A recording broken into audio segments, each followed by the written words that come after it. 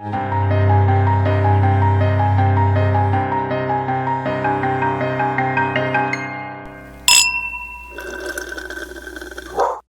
we're recording, so I don't know. Okay, great. I don't know how much that got caught, but I had a Charlie horse in my booty for a second. We're good now. Yeah. Though. Welcome to And That's Why I Drink. That's why M drinks today. This week. In that moment, yes.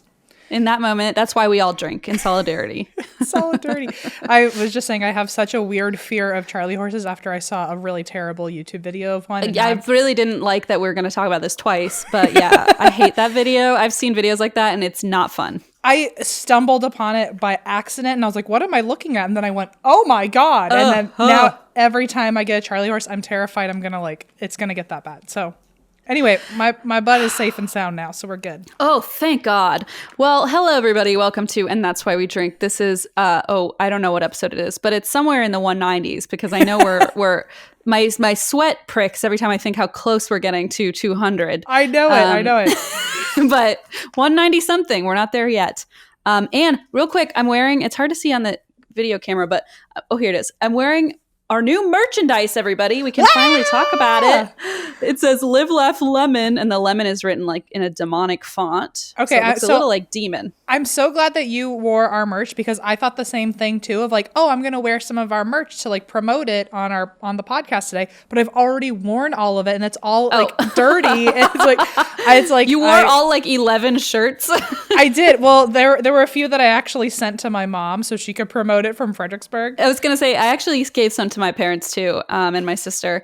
But honestly, every time the lovely people we work with who do our merch, every time they send us like a sample of something, I just like geek out because I'm like, the quality is so good. It's like they do such a good job with it. I'm just so proud of it. And like we worked really hard with Kirk. I mean, we didn't really work hard, but Kirk worked really hard. Kirk really took it seriously for us. Yeah. Yeah. We worked hard to make sure like we got the, things that we thought you guys would enjoy. And Kirk, who made our logo, Kirk from work, did an awesome job. And we have a bunch of new designs. We have Live, Laugh, Lemon, which is like my dream I always wanted. We even have an In Citrus and in Health. So we got double lemon designs, which is M's favorite. It's actually, it's okay. We all know how I feel about lemon, but the In Citrus and in Health shirt, I actually love so much. It's so cute.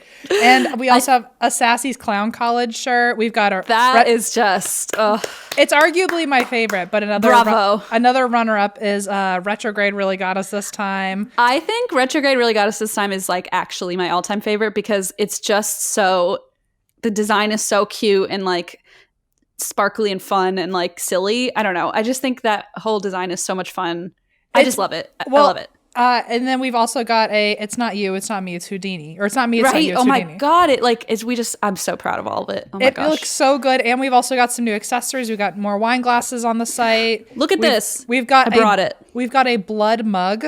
We've got a blood mug. A mug with a blood coaster that comes with it. Do you even know? It's so cool. That one we didn't get as a sample, so I'm like purchasing that for myself on the internet. Yeah, I'm mad I didn't get that one. I got 15 shirts that say Houdini on it, but I did not get my blood mug.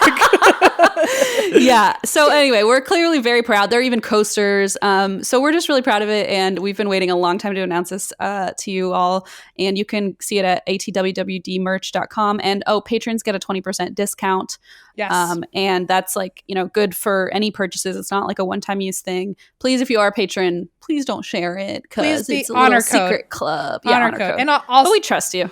We do. You guys, so far throughout the entirety of the podcast, it's I've said it before, but it's very delightful and precious how loyal you are. Like when we've asked you to keep a secret in the past, you sure do keep it. So well Em and I are very bossy Geminis, and we're always amazed because people in our lives don't follow our rules. So we're like, why do they follow? It's a special feeling. It's like we expect, like if we tell Eva, like don't tell Christine because I'm making a surprise. Like it's only one person who has to keep a secret. But when we ask the entire like audience, like listenership of And That's Why We Drink to keep a secret, it still works. And we're so pleasantly surprised. We don't usually expect our demands to actually pay off, and sometimes they do. So anyway, thank you, everybody. I'm just really proud of it, and I'm excited to be wearing only our merch from now on, which, I mean, not surprised about that. Also, I have a really big announcement. Do I know it already? Yes, which is finally I've reached your echelon almost. I'm one step lower than you. I've reached your echelon. I got a blue check. ZB stepped up to the plate.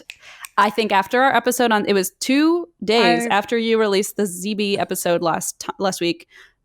It was like suddenly within 48 hours. It was like I was released. We cracked a curse. I mean, it was like people were commenting like, but is that really? And I was like, I think maybe actually that's what happened. Like, I don't know. I can't figure it out. Nobody knows. But I made a big deal about it because you know me. And I posted my wedding photos with a blue check instead of blaze. Listen, and that was comedy gold is what I call that. Oh, guess what? The most embarrassing, I appreciate that because the most embarrassing part is that I made that in April when I first thought I was going to get It's just been sitting in your drafts it's literally been sitting in my Photoshop Adobe Cloud. And every time I like went in to get something, not that we use it that often, but anytime I go in to get like a Photoshop thing, I just saw it and I was like, ugh, that is going to haunt me. Anyway, so that's the embarrassing part of this whole story. That just goes it goes to show how little I check our Adobe account because I have not noticed that. It's in there with a lot of weird stuff. So I might have password protected it just so you don't see. Because sometimes I plan things that are in the future that you don't know about. But anyway. Oh my God. Yeah, we'll talk about that another day. I'm drinking beer today also, everybody. Great. I'm drinking water because here's the thing. I thought I was going to get here in time to stop at the fruit stand downstairs. And I was going to get, apparently there's currently an offer or an option for watermelon juice, which is my favorite juice. There's nothing I love more than just like a squished watermelon. And, but then I ended up being on the phone with my grandma and we talked about a lot of unnecessary things for way too long. And I couldn't get my watermelon juice. So now I'm drinking water. So now you're mad at grandma. Got it. I'm not going to sit here and pretend like I wasn't a little upset. I was like, I got to go. And she was like, but first I have to tell you all about your cousin. I'm like, I know about my cousin. We're good. I just want to talk about watermelon juice and that's She just wanted to talk trash about my cousin. It's fine. It's okay. I mean, hey, okay, that is fun.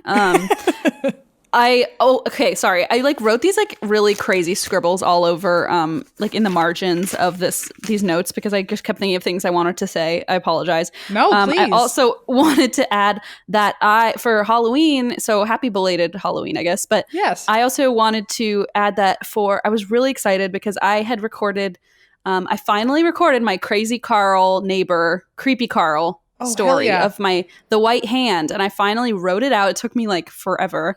And I recorded it now that I have my little podcast room set up.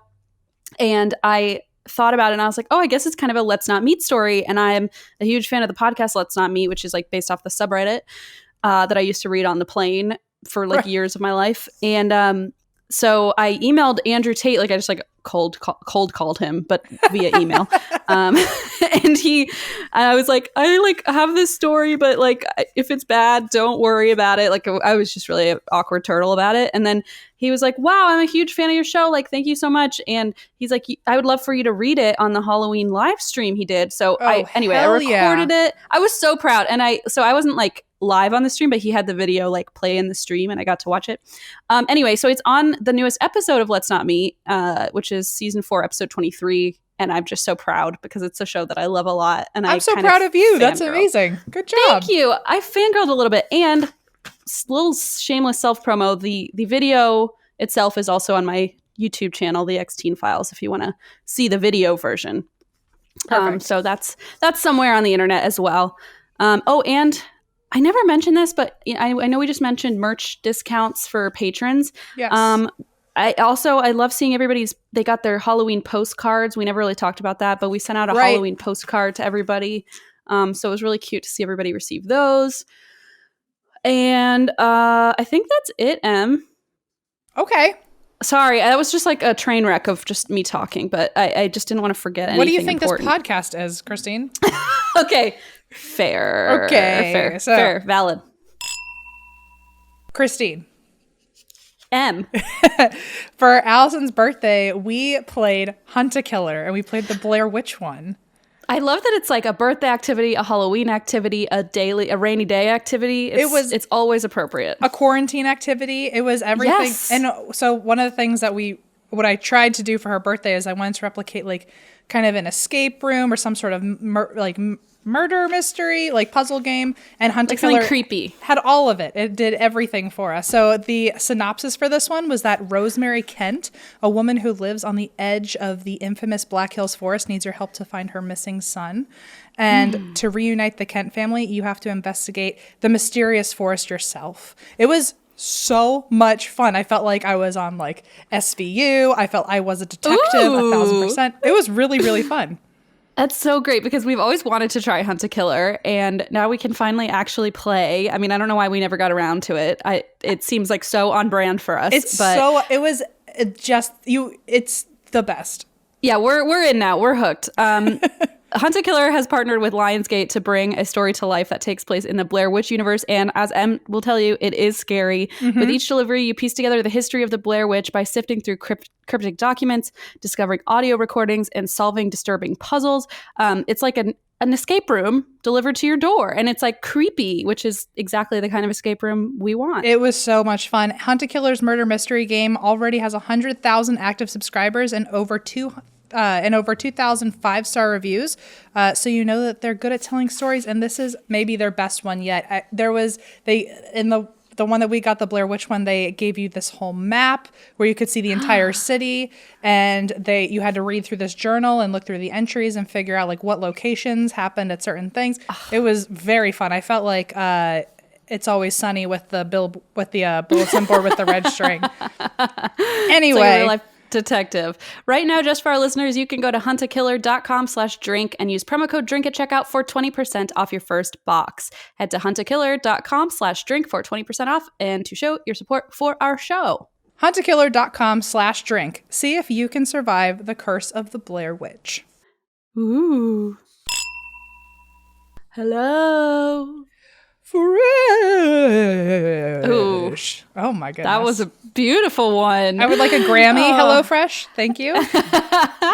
HelloFresh offers convenient, no-contact delivery to your doorstep for easy home cooking with the family. They have mouth-watering seasonal recipes. They're delivered right to your door, and that is why it is America's #1 meal kit. HelloFresh delivers fresh, high-quality, pre-portioned ingredients so that you can make meals that are delicious and nutritious. Over 90% of ingredients are sourced directly from growers to ensure peak flavor and ripeness. If you've ever listened to this show before, we're obsessed with HelloFresh. We eat it all up. We cook it all up. We tell you all about it. It's just divine. And mostly we just eat it, but all of the above is actually accurate. And they're gonna have something you enjoy. So listen up. They have everything. They have 20-minute meals. They have low-calorie vegetarian, which is what I do. Family-friendly recipes. You can have add-ons. I know they have like garlic bread, and I mean they have all sorts of just awesome stuff on HelloFresh. It's super like customizable. So I feel like this happens every time we record, but Blaze is literally downstairs making food, like making HelloFresh right now because it arrived yesterday. And yesterday we made the Salsa Verde Enchiladas, and they're in the Hall of Fame for a reason. They are so good. And I feel like every time they like come up every now and then on the menu, I'm like, I wish I could order just like 4 of those. But highly recommend. HelloFresh is the way that I get through my quarantine meals because, oh my goodness, it's tough out there. I don't want to go to the grocery store. No one does. First of all, before there was a quarantine, and now that there is a quarantine, there's a reason for you to not go. And HelloFresh is there to help you with it. So go to HelloFresh.com/drink90 and use code drink90 to get $90 off, including free shipping. That's HelloFresh.com/drink90 and use code drink90 to get $90 off, including free shipping. Anyway, I know it's November, and I think at this point we're already like well into November, but I don't care. And I'm still going with the Halloween theme. Wait, I am too. Oh, yay! Okay. Oh my gosh. Listen, during quarantine, during what's going on in the world, and also when this comes out, who knows what the election looks like. Maybe we all need a little extra Halloween. So I certainly do. Let's do that. So my story this week, I know last week I covered Frankenstein. So this week I would like to cover werewolves. Oh, that is spooky. Spooky ooky. And this is actually going to be a 2-parter. So next week expect more werewolves. Oh my goodness. Okay, I'm ready. Listen, the werewolves are a dramatic bunch.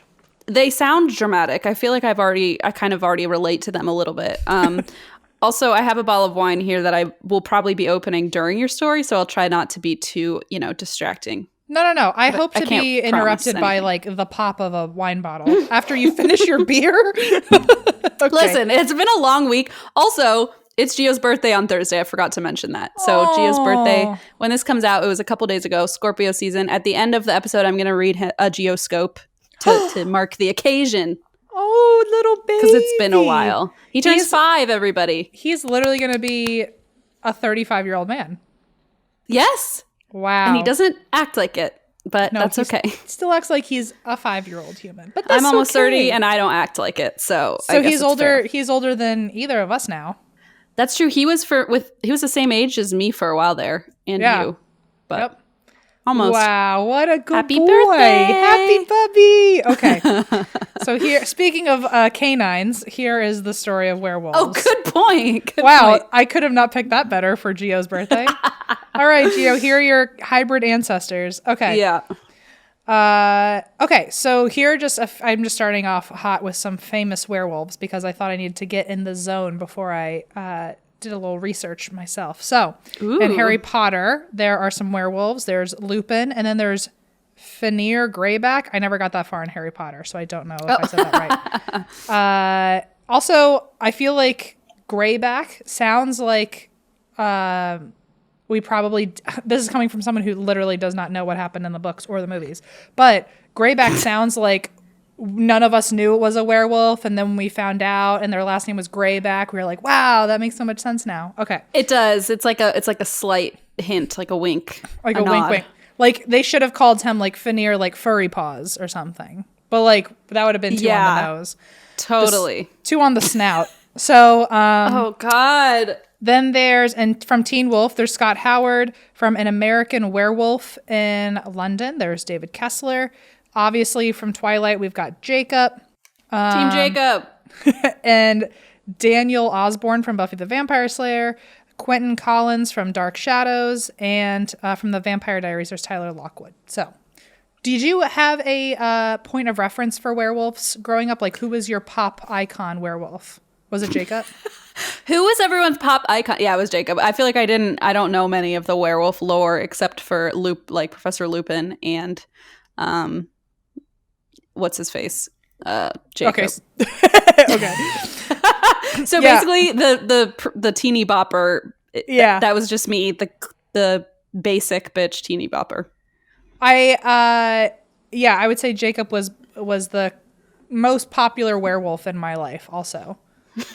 So, that sounds like a Cosmo Girl quiz. Who's the most popular? Who's your favorite werewolf? But yeah, so let's get into the history a little bit.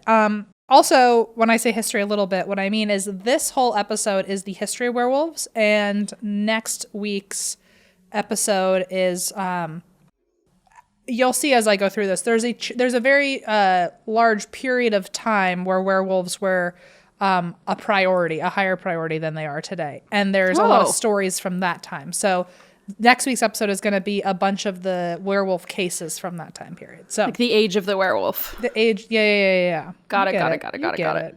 I get it sometimes. As you say, got it, I should say, you get it. Okay.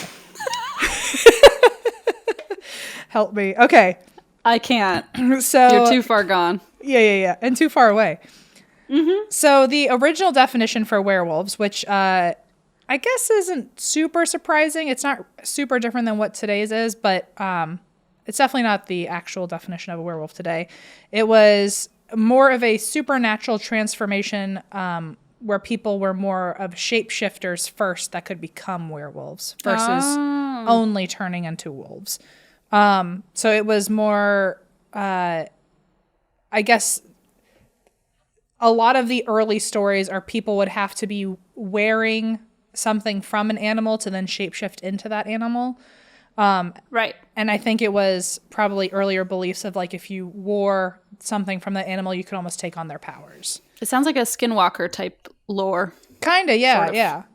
And nowadays, the current broad strokes definition is when you're turned into a wolf, either by being bitten by a werewolf or by some sort of sorcery. And you turn into a werewolf either by will or otherwise, usually at night, most often under a full moon. And but you return to human form like by dawn or whenever the sun rises. So it's hard to track exactly where the idea of werewolves originated, but there's Old English and Norse storylines that have werewolves. They're probably the earliest versions of werewolf stories out there. So the original etymology for werewolf originally came from Norse and Old English, where the words meant were, man, and wolf, wolf. Obviously, we didn't like the sound of were. We went with wolf, though. We like that sound. I like that sound.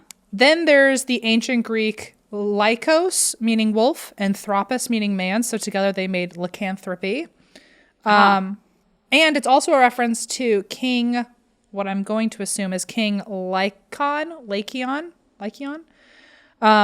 because that's actually one of the original stories where a werewolf has been seen.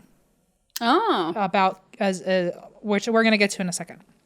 So, the very first mention of werewolves anywhere in literature that we can find, or that I can find, was in the Epic of Gilgamesh, and it's the oldest known Western prose from around 2100 BC. It was written on a clay tablet, fun fact, because it's so old. God.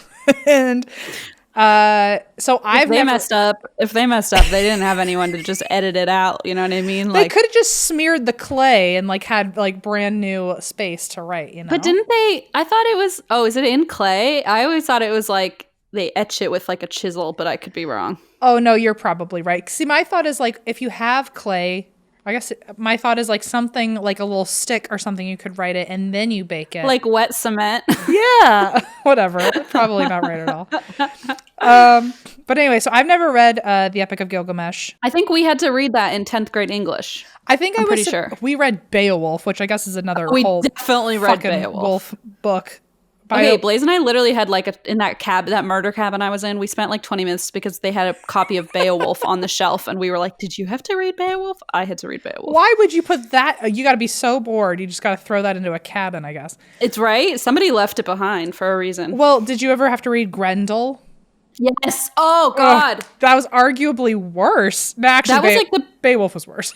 I think it was the preamble to Beowulf or something. I don't know. Listen, now I'm going to get yelled at on Twitter. But it was either the prequel or it was his mom from the opposite perspective or something. Grendel was his mom. I think it was the prequel sort of, and whatever. Both. I think both of those. Now all the English teachers are mad at me, but I definitely read both of those. Miss Clark Evans, if you're listening, I still hated Beowulf. Miss Rosero, I promise I never cheated, even though you thought I did, but Zoltan was cheating off me, not the other way around.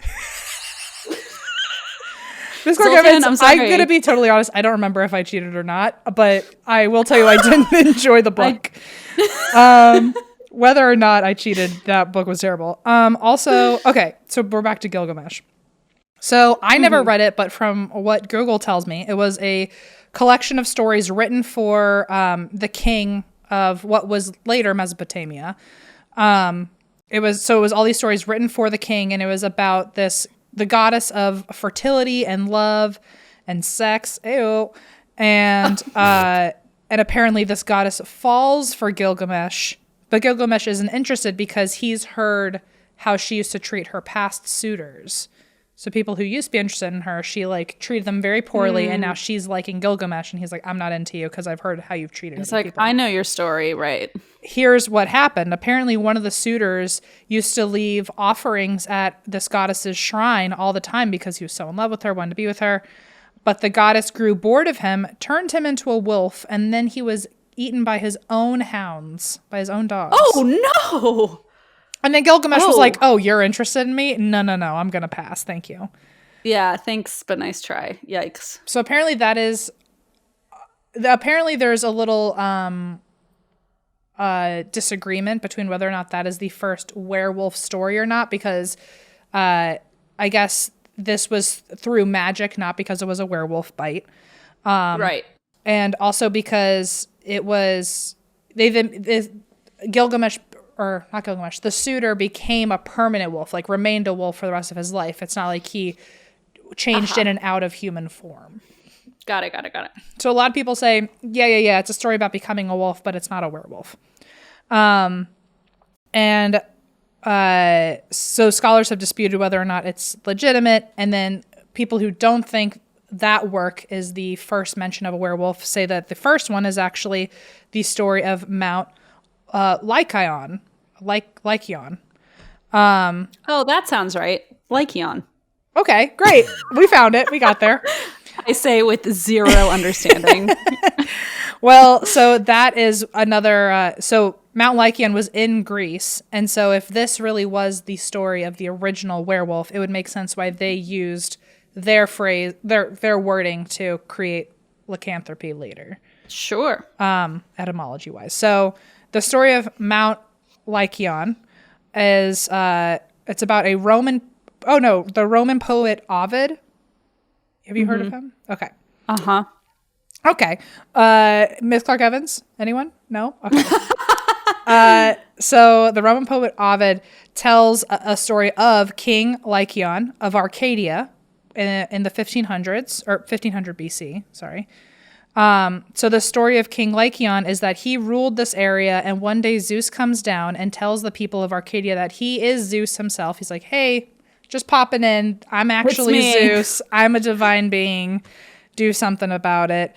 And King Lycaon doesn't believe him and is like, you're not Zeus. Like, why? First of all, why would you be here? Which, like, is a fair point. I mean, fair question. Right. And so he thinks that someone is being disrespectful to the gods. And so he's like, I'm going to kill this person because he's claiming to be Zeus, and that's not right. Oh, no. So he literally murders somebody and then as like a sacrifice, I suppose, and then fed that human body to Zeus. And Zeus later found out that he ate a human being and was pissed off. Yeah, that doesn't seem like the way to also get rid of somebody who's faking to being like. Right, that's not the. I know what to do. It's like, of all the things, you're gonna turn him into a cannibal without him knowing. Yeah, turn him into. I mean, I guess that would be kind of rough. So that would be mental torture at its finest, I suppose. Yeah, that's like playing the long game, but I'm too impatient for that. This is the long game. So so Zeus finds out. He's like, what the fuck? And so he burns the whole place down and turns King Lycaon into a wolf. Okay. Which arguably, if like scholars are saying, oh no, that the first story isn't real because the guy's turning into a wolf through magic, but this one's real. It sounds exactly the same to me. Sounds pretty damn similar. Yeah. So the difference here is that King Lycaon had a chance to become human again. So he had a chance of there being a reversal of this curse, or whatever you want to call it. So Zeus said that the punishment would last 9 years unless King Lycaon, or as long as King Lycaon did not eat human flesh while he was a wolf. And if he didn't eat human flesh while he was a wolf, then he would become a human after 9 years. But if he did eat human flesh, he would remain a wolf forever. Got it. I get it. I get it. Good. Mm-hmm. And apparently he stayed a wolf for the rest of his life, so he must have eaten humans during his time as a wolf. I mean, he already had a thing for eating humans, I think, from what we learned earlier. It was already, like, he was thinking about it. He couldn't not do it at that point. So I think this is actually probably closer to the real origin of a werewolf, where they bite you or they eat humans. So that's kind of a part of the evolution of this lore. So I am basically always just swathed in FabFitFun accessories and fabrics. And I'm always cozy, and I'm always FabFit and fun because of it. And I don't really know what I would be doing with myself if I didn't have FabFitFun, because basically now my whole home decor and my whole, personal accessories and all my like makeup and hygiene stuff, like moisturizer, it's all FabFitFun. And I can't say enough things about it. We've worked with FabFitFun for a long time now, and every single box is somehow better than the last. And it's amazing. I feel like my entire apartment is covered with FabFitFun, from blankets to mugs to bags. I know every single one of Allison's bags is from FabFitFun. I think at least half of our blankets are from FabFitFun. I mean, they've got something that everyone's going to love, and it all is going to end up in your apartment or your home, I promise. It is, and it's all affordable. And honestly, I think the best part of this most recent box is the Summer and Rose bathrobe. So I, for whatever reason, have always just like wanted a bathrobe, and I just never bought myself one. And all of a sudden, I had the option to like customize my box and receive a bathrobe, and it's so soft and fluffy. And now that I live somewhere that's cold, like after I take a shower, I get to put myself in this nice cozy bathrobe. And it's like it came in my box. I didn't have to go like searching for it or like read reviews or find the right one. Like they just sent me the exact one that my soul really needed. Also, so, like anyway. Christmas is coming, so you could have that like very traditional like image of you coming down the stairs Christmas morning in your FabFitFun bathrobe. I thought you were gonna say so you can give FabFitFun as a gift, which is also true, but also I can walk down the stairs in my bathrobe. That's more important. Yes, exactly. You can order your winter box today. Sign up now so you can snag amazing products like Christine's bathrobe when you customize. Use coupon code DRINK for $10 off your first box at FabFitFun.com. That's coupon code DRINK for $10 off your first box at www.fabfitfun.com. Hello, everybody. If there's something interfering with your happiness or preventing you from achieving your goals, which I don't blame you because I think we're all in a similar boat right now, BetterHelp will assess your needs and match you with your own licensed professional therapist right from your home. You can start communicating in under 48 hours. It's not a crisis line. It's not self-help. It is professional counseling done securely online, which it's just with everything going on in the world still. At least you can do something from the comfort of your own bed, from your own couch, eating your own snacks out of your own fridge. Yeah. It's wearing whatever you want. Wearing whatever you want or nothing at all. That's okay. Whatever makes you happy. I mean, yeah, it's amazing. So basically what you can do is you can log into your account anytime, send a message to your counselor, and you'll get timely and thoughtful responses from your counselor. And you can even schedule weekly video or phone sessions. So you don't have to sit in a waiting room, especially right now. It's kind of unsafe. It's always kind of uncomfortable for me to be in a waiting room. Yeah. So you can definitely avoid all of that with BetterHelp. And they are committed to facilitating great therapeutic matches. So they make it easy and free. If you want to change your counselor, you can easily do that. I did that the first time I tried BetterHelp. I worked with a counselor for a little bit. And then, I felt like maybe there was somebody else who would fit my needs better. And I found somebody else right away who was wonderful and helped me a lot. Also, it's more affordable than traditional online counseling or traditional offline counseling. And financial aid is available. So hopefully it's something that can be useful for you. BetterHelp wants you to start living a happier life today. Visit their website and read their testimonials that are posted daily. You can visit betterhelp.com/drink. That's better HELP, and join the over 1 million people taking charge of their mental health with the help of an experienced professional. In fact, so many people have been using BetterHelp that they are recruiting additional counselors in all 50 states. So again, a special offer for And That's Why We Drink listeners. You can get 10% off your first month at BetterHelp, HELP, betterhelp.com/drink. So most stories of werewolves are based in mythology, at least originally, but then they kind of branch into different versions depending on your local history or your religion, or apparently some cults also have their own views of werewolves. The next story that did anything for werewolves or that kind of grew the lore was in 425 BC, which is interesting. That means Christ knew about werewolves? Does that mean Jesus knew? No, BC is before Christ. Oh, right. And then after death. Yes, sorry. I just see Jesus knew nothing about werewolves. Just to be clear. He had no idea, and he still doesn't, so don't tell him. Listen, for all the Greenleaf I've watched, I never really got a confirmation on whether or not Jesus knew about the werewolves. Okay. It's just I'm here to tell you. I went to Catholic school. I know. They don't mention it in the Bible. I'm just saying there was no mention of werewolves, so it could or could not be. Okay, anyway. It's a mystery. It's a full-blown mystery. If there were werewolves in the Bible, I would have read that thing a lot. Honestly, there might be. In like Revelations, I wouldn't be surprised. There's a lot of fire and brimstone and other creatures, so there could be. When I was 14, my Bible was Twilight, so I guess I kind of read it. So that's the good book. Yes, you're right. The good word, the good news. The good news. So in 425 BC, before Christ, Lord, there was a Greek historian who wrote about the Neuri, Neuri, if you'd like to look it up. Sure. And apparently they are a tribe of men who would change into wolves for several days each year. They honestly, I think it sounds like the story really stemmed from them wearing like wolf fur in the winter in harsh climates.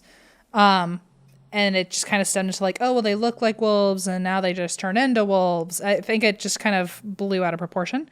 But that got mentioned a lot. And then also in only a couple years later, 432 AD this time. just a couple years. Just like, just a smattering of years. It's like a blip on the radar. Help. Okay, so in 432 AD, St. Patrick himself is involved in a werewolf story. So St. Patrick was in the middle of converting pagans at this time to Christianity. Sure. And he met a pagan tribe that had no interest in becoming Christian, and they even mocked St. Patrick and God himself. Oh. And they began to howl at St. Patrick, and almost as if they were wolves, because the logic behind it was their howling made as much sense as his beliefs that he was trying to force on them.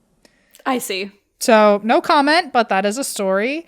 That is a thing that is a story. So enraged about this, St. Patrick then prayed to God for retribution. And apparently, like, the next time he saw this pagan tribe, they were all literally wolves. And so... Okay, so I was wrong. Jesus clearly does know Jesus about knew. werewolves. I'm telling you. Like, that's my conspiracy of the week. Jesus knew you're about right. I know I am. I regret giving the wrong factual information because I was wrong, and I've been proven wrong. Everyone go to your local church. Tell them what happened. Tell them the good word. Tell them the good news. Which is that Jesus knew about werewolves. It is good news, in my opinion. Maybe Jesus was a werewolf. Maybe that's why we never saw him in human form again. Maybe don't tell your church that part, but tell them the first part. But think about it. But think about it. Think about it near them, so maybe like it'll kind of like they'll absorb your vibes, Right. Just ruminate on it. Yeah. So apparently this pagan tribe that he saw as wolves. Apparently, a lot of them were either trapped in wolf form for 7 years in a row, or they every 7 years had like one night where they transformed into a wolf. We're unsure about that part, but the fact that they turned into wolves was for fucking sure. That's not a rumor, right? And apparently, they were called the Werewolves of Ossory, Ossory, in case you want to look that up. So cool. Anyway, I think this is also because in Irish culture, the gray wolf was like a big part of history, but they have been extinct since the 1700s. So I think that probably that's where some of the werewolf storyline kind of came from. Just from the lore of like, where the fuck did these wolves go? Okay. So the full moon aspect, let's talk about that real quick. So I love it. That comes from medieval Europe, who took from the natural event of wolves howling at night and thus to the moon. Basically, they added to that and said, well, if you sleep out under a full moon, wolves are going to be howling for sure, and you might become one yourself. Oh, so okay. That's another thing that just kind of like, morphed its way into common storytelling. So some legends say that you can't actually become a wolf without wearing some sort of enchanted clothing made from them. Other legends say that you can be cursed to have this happen to you. And again, I've mentioned this a few times now, but either in one consistent strip of time or, a certain date throughout time. That's like always your like big cursed day. Apparently, science has actually suggested that full moons do cause people to transform in a sense, at least psychologically. There have been a few studies. One of them was from August 2008 to July 2009 at Australia's Calvary Mater Newcastle Hospital. And apparently, there were 91 violent behavior incidents that came out of a hospital during that time. And about a quarter of them all happened during a full moon. It's interesting. Yeah, Blaze's mom is a nurse, and she's like, I don't know, but all I know is that the full moon does something. And honestly, I believe it because I make the argument that if we're 70% water, and if the moon controls the tides, and we don't, I mean, I'm with Listen, you. You know, it's a formula. You're not sounding crazy to me. I think, especially as people who believe in like energies and vibes, it's like we literally talk about retrograde all the fucking time. We better also believe in the moon. And the moon like physically controls the ocean, so why not control our bodies? You know, checks out. I think it checks out, mathematically speaking. I mean, let's talk to Jesus and the werewolves next time we can. I was like, as a Bible expert, as a reverend. So about a quarter of them happened during the full moon. These attacks included being like biting the staff, spitting on them, scratching, pretty much is acting kind of animalistic. Then again, people have said they could have been, have some sort of substance in them. They could have been drunk or high. But it is unclear why they were so intensely violent specifically during full moons. Mm-hmm, the timing, yeah. Also, fun fact, the word for lunacy does stem from Luna. So I was hoping you'd say that. I love that. It makes me laugh. I like it a lot. It like lunatic. It makes me laugh and think all at the same time. Yes. What a fun fact. That's like you.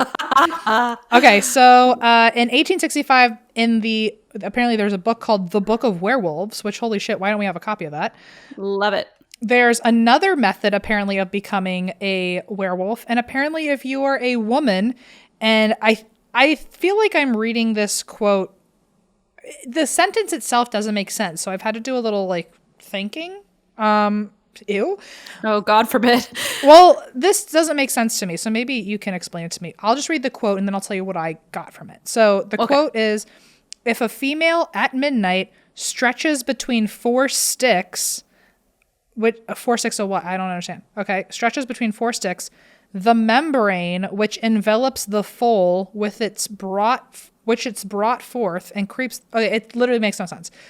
I think there was a part of it that like maybe got deleted from the website I was looking at. I'm not really sure. But what I'm gathering is if you see a horse that is pregnant and you like mess with its membrane, like the fetus membrane or something, if you're naked at the same time, you will bear children without any pain, but all of the boys that you give birth to will be werewolves. That's what you got from that quote? I'm like, I got like 6 words from that quote. Okay. I did not know. Well, because the end of it, I should literally just finish this fucking sentence. I was like, how on earth did you gather all of that from that quote? I stopped even trying because the sentence made no sense. And it was like, why am I going with this? Well, what it sounds like is if you stretch the membrane across 4 sticks. Oh, okay. Thank you. Like, yeah. I don't know, but I don't know. So if you're a female at midnight and you stretch between 4 sticks, the membrane which envelops the foal, which is like a baby horse, then it is, and you creep through it naked, she will bear children without pain, but the boys will be werewolves.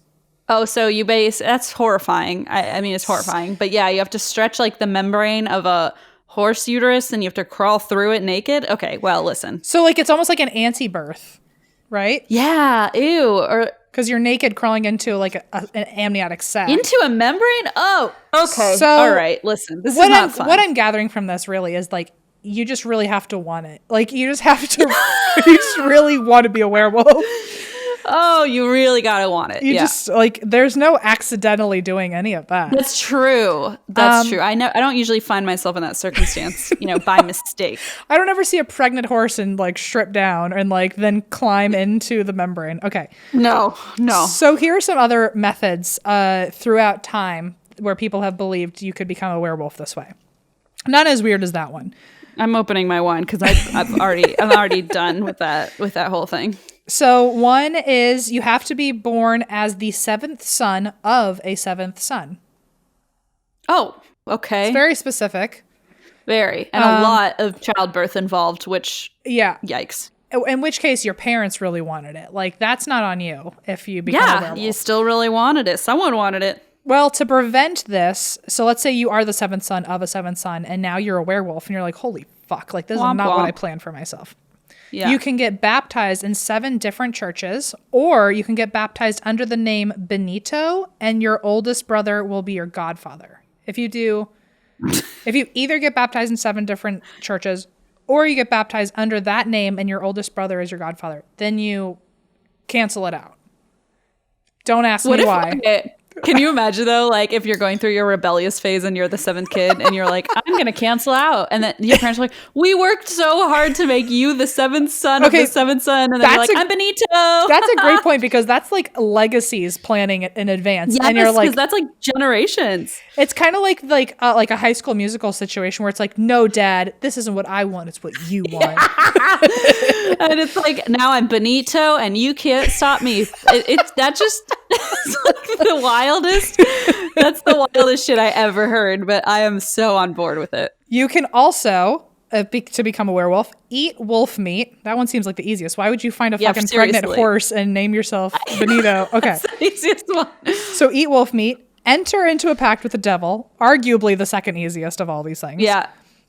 Be murdered under a full moon. And I guess arguably maybe the easiest. actually, that's actually the easiest for sure. In my book, that's the easiest. I should have just said, like, look, Halloween 2020, it's a full moon. Please kill me. And then you'd be a werewolf. Stand outside and wait. Yeah. Also, fun fact, did you know that every 19 years there's a full moon on Halloween? I did. Only because I Googled it. Because everyone was like, did you see the full moon? And I was like, I'm so ignorant. I didn't even know it was a blue moon too, I think. Oh, nice. Oh, I didn't even notice. I only knew that because of the beer. Oh. Anyway. Well, okay, be murdered under a full moon. Avoid practicing Catholic sacraments for 10 years. Oh, I think I'm a werewolf, right? Does that make me a werewolf? Hold on. Yeah. Uh-oh. I think that makes both of us a werewolf. You could also be cursed to become a werewolf or have sex with one. So good. Everyone who's fantasized about Jacob, you're in for a rude awakening. I think you're imaginarily a werewolf now. To be fair, though, I think everyone who was in love with Jacob fully wanted that. That's what they wanted. I don't think they minded. I think they knew the risks involved and were like, whatever, let's just take. When what's her face was like, I want to be a vampire, and I was like, stop. I feel like that's what everyone else felt about being a werewolf. I get it. Sure. I mean, you know what? Of all the things on here, having sex with a werewolf isn't the weirdest, so whatever. No, it's certainly not the weirdest. So in modern lore, you can only kill a werewolf. Do you know what the only way is? A silver bullet. Yes. No, with a silver bullet. Really? Yep. Oh, I thought maybe that was a vampire. I wasn't sure. No, that is like garlic or daylight. Although arguably a werewolf would also be daylight. Well, I guess aren't there silver nails though for a vampire or something? Oh, right. Yeah. Like to pierce their heart. I don't know. A wooden stake in the heart. You just covered this. I'm sorry. I'm ignorant. I didn't do vampires. I did Frankenstein. Oh, why am I thinking you did Dracula? Okay. And vampire. Well, I've done Bela Lugosi's mirror. That was the closest thing to I think Dracula have done. But yeah, I know that's thinking Frankenstein. A wooden stake in a heart for vampires, or I think silver nails that were also blessed in holy water. If you nail them into their coffin, they can't get out. Yes, that's what it was. And then they can't drink blood, and then they like starve to death or something. Womp womp. But yeah, so with a werewolf, apparently also there's a understanding that werewolves don't like water, which is I didn't know that one, but the one I've always heard is you can kill them with a silver bullet. But throughout history, silver bullet has actually it's the evolution of an earlier solution to werewolves, which is actually just quicksilver, which is liquid mercury. So that'll kill anyone. Actually, yeah, it's like, oh really? That'll kill a werewolf. It'll also kill me. Yeah. But so apparently it was originally quicksilver, and I think it just kind of blossomed into like silver bullets. Okay. Also, if you suspect a werewolf invasion, apparently salt around the perimeter of your house will keep them away because it will suck all the water out of their body. Fun fact. Oh, goodness. And then I wanted to say, so in the 1800s, there was Dr. Blom, who was an assistant professor in the Netherlands of psychiatry. And he was in charge of the school's archives, and he found that there were actually, at that time in 1850, there were 56 cases of people who actually believed they were animals that were like turned into wolves. Oh. And 13 of them met the clinical criteria for lycanthropy, which is the delusions of thinking that you're a werewolf or that you will turn into animals. So a lot of these people had these thoughts at night where they really believed they were turning into wolves and running around the forest at night. And that's clinical lycanthropy, apparently. The delusion of feeling like an animal or behaving in a manner resembling an animal. There is also another condition that has nothing to do with lycanthropy, but it's like nickname. It's like, which is like not totally PC. Is like, it's called werewolf syndrome, and it's actually hypertrichosis, and it's abnormal hair growth on your body.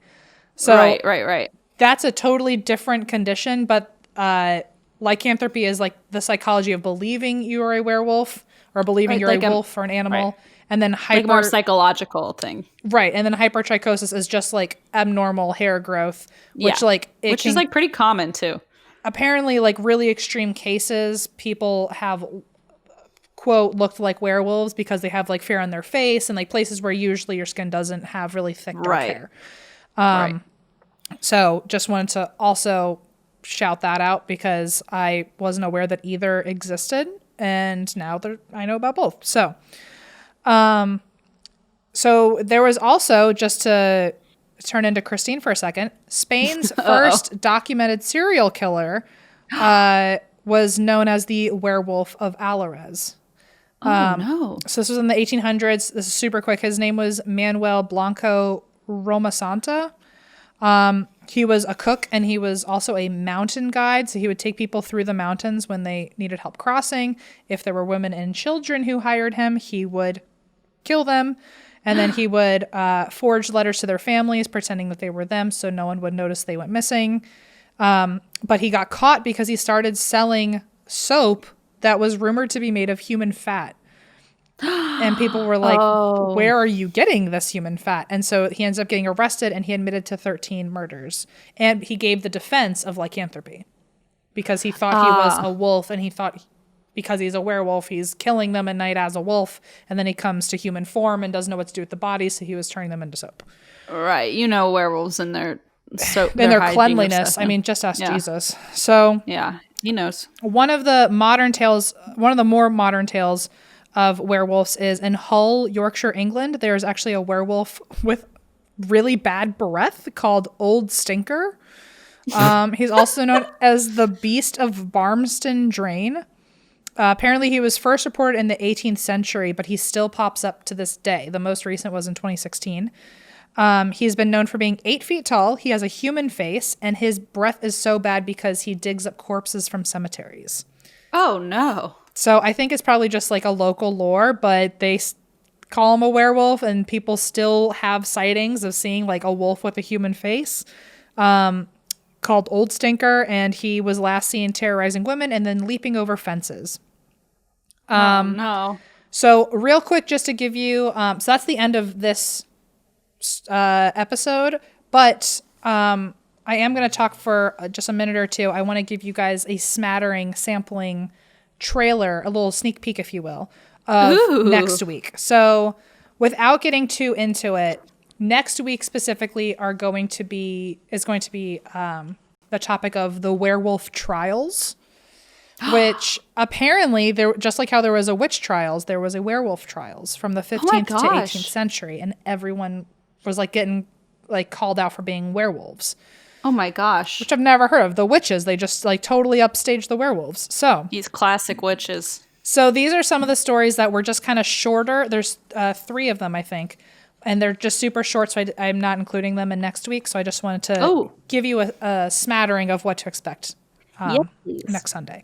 So the first one is the Werewolf of Shalon, or the Demon Tailor. This was in France in 1598, and apparently it was such a graphic story, and it broke so many taboos that the Parliament of Paris deemed the court transcripts so unpleasant and burned them. So all that's left is just retellings. No. So by day, apparently the werewolf being mentioned ran a tailor's shop and would lure children in, and then he would abuse them in many ways. That's as far as we'll go. He would also slit their throat. He would cut up their bodies. He would eat them. And there were apparently 1 or 2 cases of necrophilia. Yikes. He stored them in barrels in the shop's cellar. And he also did the same thing, not just with children, but with lost travelers who would ask him for directions. Oh, no. He ended up being found out and burned to death. Another story is Hans the werewolf. from 1651 in Estonia. He is actually the youngest person to have ever been executed for lycanthropy and also witchcraft at 18 years old. Hans was thought to be a werewolf and a witch and was brought before the judges, and Hans made a confession that he had been a werewolf for 2 years, but he had not taken the form willingly. Apparently, he had been bitten by a man in the forest wearing all black garments, which I guess his government was more Christian, and immediately assumed that this was the devil himself. So they assumed that Hans had been bitten by Satan, and they assumed because he was bitten that it was evidence of a pact witchcraft, which sounds a little victim blamey to me. Yeah. And so they ended up sentencing him to death for allowing to get bit, basically, which is terrible. Oh, come on. Even though there was no evidence that he actually was a werewolf. They just expected that he was. Another one is the Wolf of Onsbach in 1685. Apparently the town was plagued by all their livestock being killed by wolves, and they assumed naturally it couldn't be real wolves. It must have been the mayor that just died that they hated, who came back from the dead as a werewolf to kill all of the livestock in the city that he did not take care of. I love that he was so disliked that even once he died, they were like, shit, now we can't fucking gossip about this guy anymore. I guess we got to pretend he came back to life. His name was Bürgermeister. He was the chief mayor, yeah. Okay, he was the chief magistrate. And apparently he was just so fucking hated that they were like, every time livestock is dead and killed here, it must be because our dead mayor's doing it. So unfortunate. So what about the new mayor? Was the new mayor like, guys, I'm over here? He was like, thank God you don't hate me as much as that guy. Yeah, true. Yeah, it was definitely him. So apparently they had a hunting party and the dogs found this wolf and then killed the wolf. And all of the citizens chopped off the wolf's nose. No. They dressed it in men's clothing. They added a human mask, and then they hung the body from a pole. And the carcass was later installed in the local museum to warn future mayors to not mess with the town. And then apparently... And the town never had a mayor again, because why would anyone want that? The mayor was never seen again. And apparently the wolf did not resume its human form upon being killed, which apparently one of the things is like, you've killed a werewolf when they turn into a human afterwards. And because he didn't turn into a human afterwards, they were like all embarrassed because they're like, oh, clearly this was literally just a fucking wolf. Wait, that's really sad. Don't do that. So there's that story. And then the last one I'm going to tell you really quick is there was apparently a whole specific type of werewolves called the Benandanti werewolves, who were known as good walkers. And they were a group of visionaries from Italy in the 1600s. And apparently they claimed to astral project at night to fight off dark witches to ensure good crops for the upcoming season. Oh, that's nice. So they were good wolves versus bad witches, all to save the crops of the town, which like you really Stephanie Meyer. You really have to be invested in your fucking town. Like if all the corn went bad in Fredericksburg, I wouldn't go astral project and fight witches for it. Oh, I would, but I mean, we have different, outlooks on life. We have different priorities. Apparently all Benandanti werewolves did not choose this and could not become it magically, but it was their birthright because they happened to be born with a caul. Do you know what a caul is? No. Apparently it is when you are born... your placenta? It's when you're born with your placenta and your amniotic sac like on your head or on your face. Intact. Like intact. Yeah, I've heard of that. If that happens, then you are immediately a Benandanti werewolf, and it is your birthright to fight the witches to save your town's crops. Wow. Okay, I've also heard that that people believe you have like a second sight if you are born that way. So that's probably also where that stems from. Of like you have some sort of really special, some sort of gift. But anyway, that is the first half of the history of werewolves. Sorry, it was very long, but I hope it was entertaining. I loved it. All right, hello, and everyone. This is another story I have for you today, and this is also a Halloween. Who knew how many crimes took place on Halloween? I have another Halloween story for you. Great. Spooky season is still abound. It's always and everywhere and every day. So this is the story of Cindy Song. And Cindy I feel like disappeared. Well, every time I say I feel like I know that story, I'm wrong. So just continue. Not always. Sometimes you know. You knew Lorena Bobbitt. I did know Lorena Bobbitt, but that was a freak accident that like we just happened. That was an hour away from me. Of course, I was going to hear about that one. So anyway. That was about somebody's penis. You were bound to know about it. If it's a really like violent like crime like that, I'm probably gonna hear about it at some point. So. Yeah, I imagine. Well, this one I actually had not heard of before. Okay. But this is a disappearance of Cindy Song. So it takes place Halloween night 2001. Penn State senior Cindy Song attended a costume party with her two friends Stacy and Lisa at a place called Players Nightclub. So for people who are familiar with this area, which I am not, the Penn State area pretty much, the club was called Players Nightclub from 1990 to 2008, and it was then named Indigo, and then it was then named the Basement Night Spot in 2018. Huh. So it's currently called the Basement Night Spot. So if you've been there, that's where the story took place. And what was the original name again? It was called Players Nightclub. Players Nightclub, okay. And then it was called Indigo. These are all very nightclubby names, I would say. Indigo sounds like a swanky town, like a swanky spot to go. It sounds like it has like blue light and stuff, you know. Yeah, well, it's got it. If it were called Indigo and had fucking yellow lights, I'd be so angry. So silly. Why would I even say it? You're right. So silly. So the Basement Night Spot. So currently, that's the current nightclub. Sure. Their motto is drink, dance, and be social. Ew. Okay. Live, laugh, lemon. You know. Anyway. And their signature drink, now this is where I can suddenly relate, is called Dumpsters, which are $6.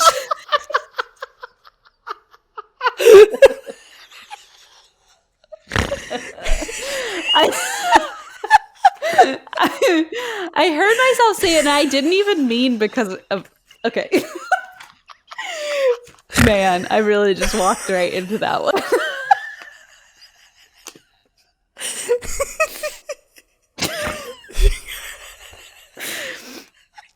I can relate. It's called Dumpsters.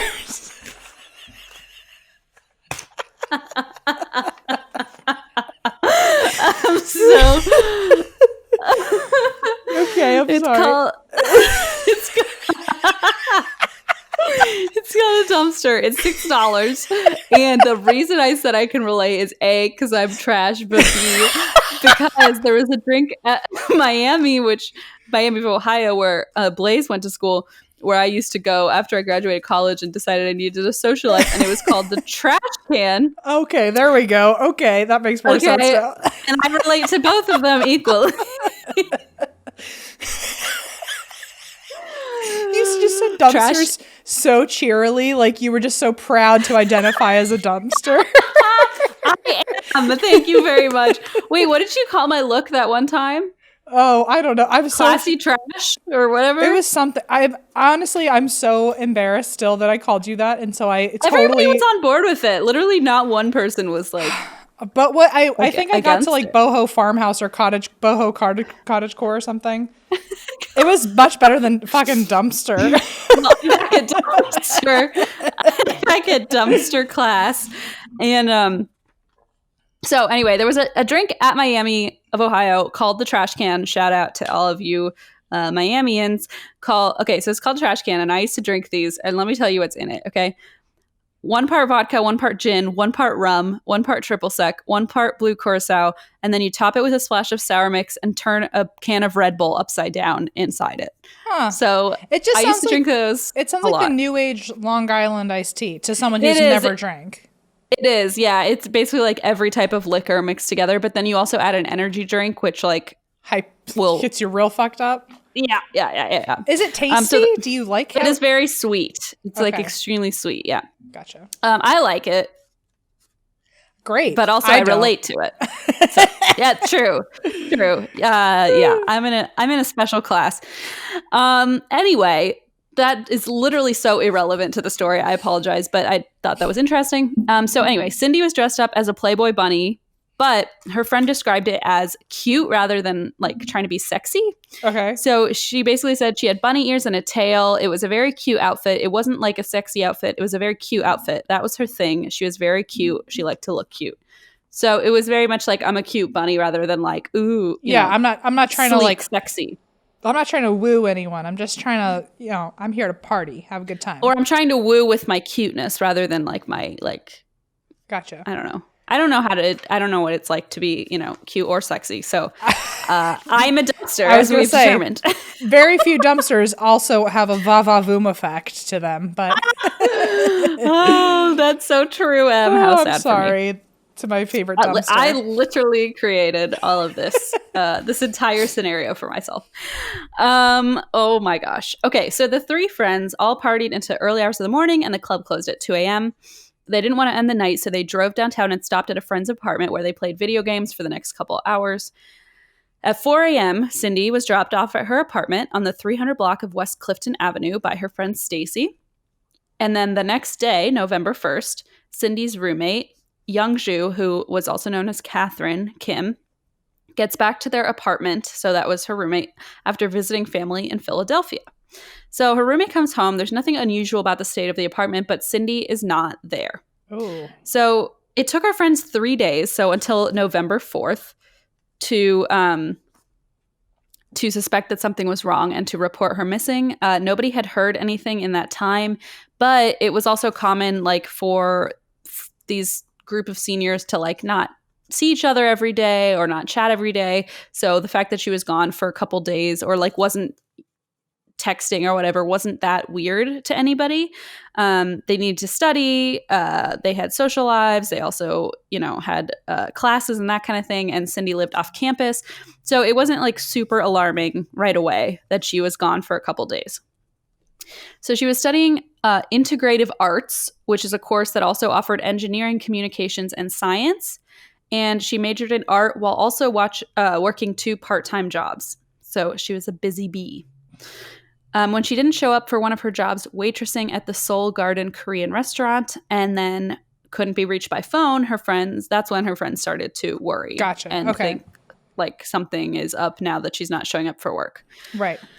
According to her friends, Cindy always had her phone on her. So when she wasn't responding to texts or calls, they knew something was wrong. So it was 2 days later on November 6th. So now it's been 6 days since Halloween. Right. November 6th, the police searched Cindy's apartment. And like the roommate had initially thought, nothing seemed abnormal about the apartment, except that Cindy was gone. However, they did find a couple things that seemed pretty odd. So that night on Halloween, Cindy was wearing her bunny costume, and part of that were these fake lashes, much like Xenon would wear, Listen, big fake lashes. You had me at Xenon. Big ass falsies. Got it. Big ass falsies. Yep. Exactly. So she had worn these falsies as part of her costume, and those were found on the bathroom counter. In other words, she had clearly been home. Yes, exactly. She had been home to take them off.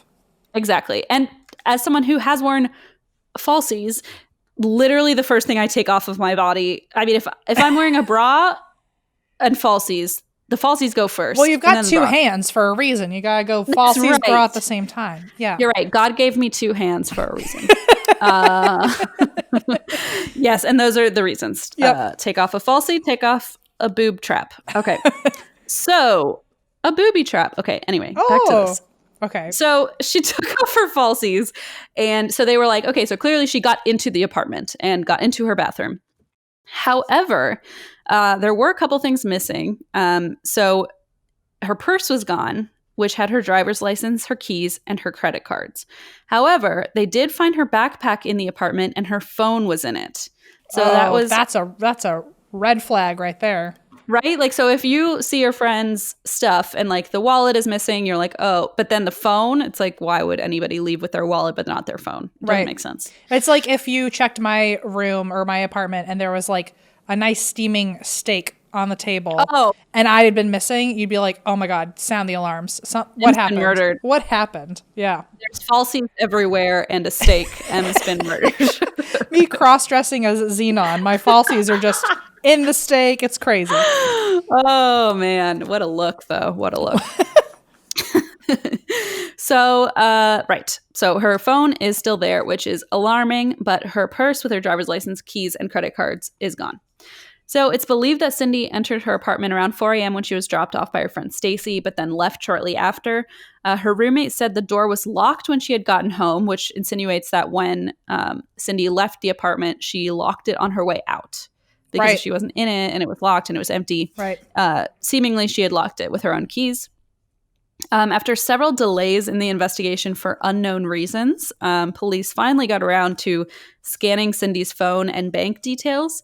And there was no unusual activity. So she hadn't made or received any calls. She hadn't sent any emails from her 3 email accounts.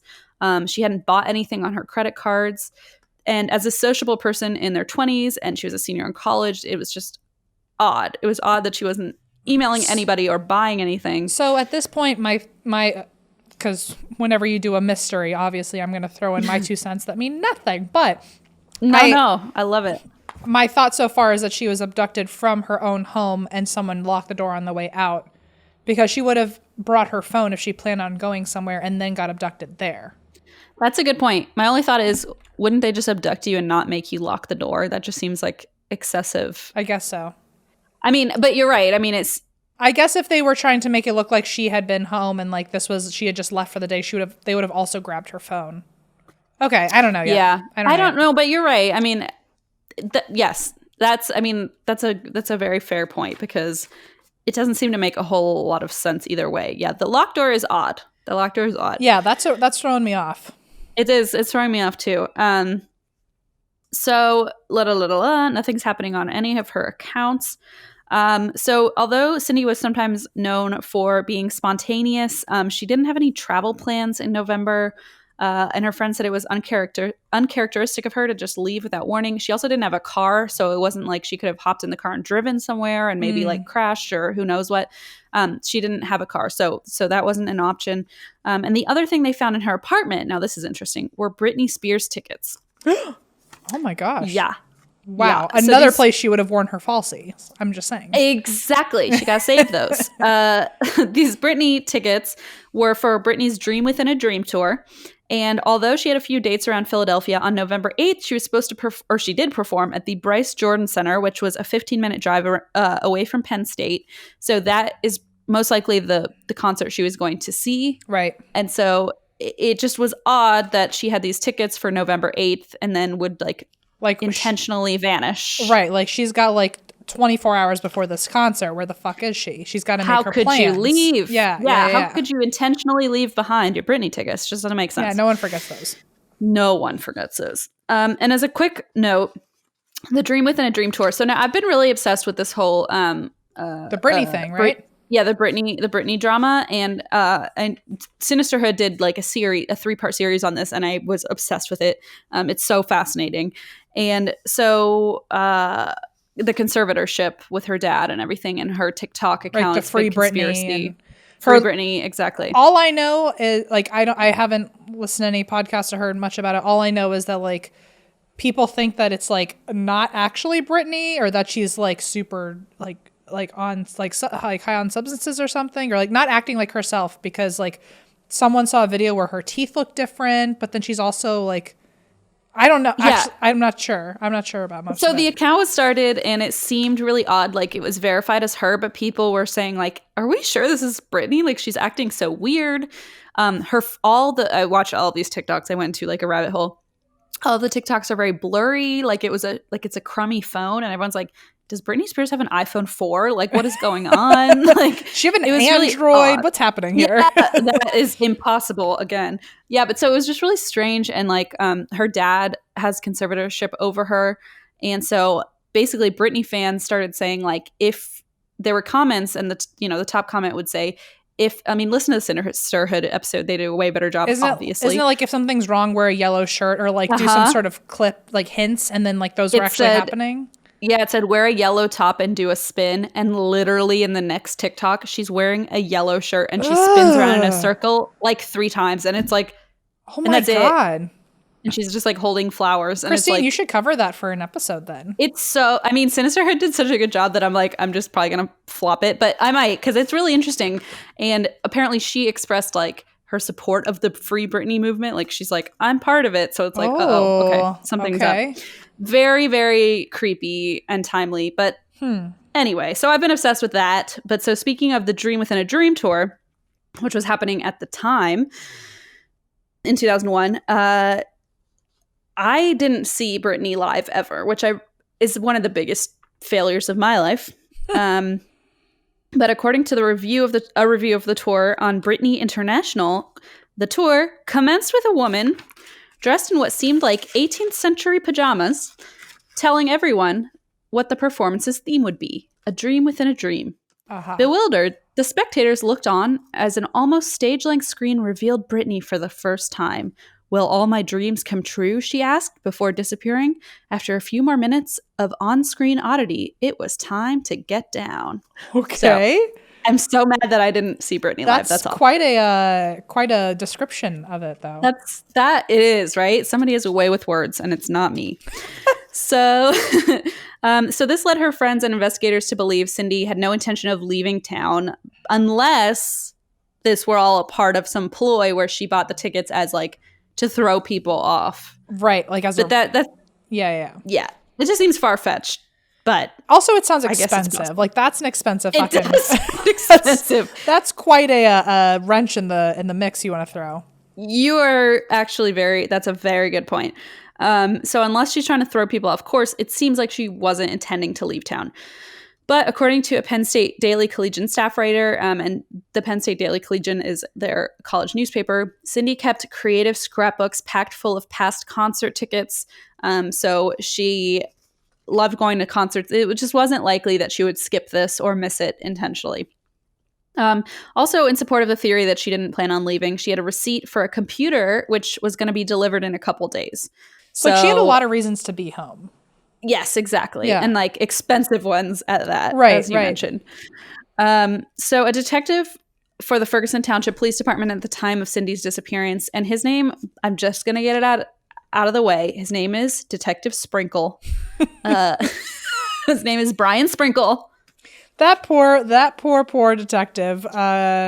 Detective Sprinkle? Detective Sprinkle. That's Detective Sprinkle to you? Can you imagine the comments that guy got as a kid? Well, he's interviewed in the Unsolved Mysteries about this, and he just looks pretty fucking like classic.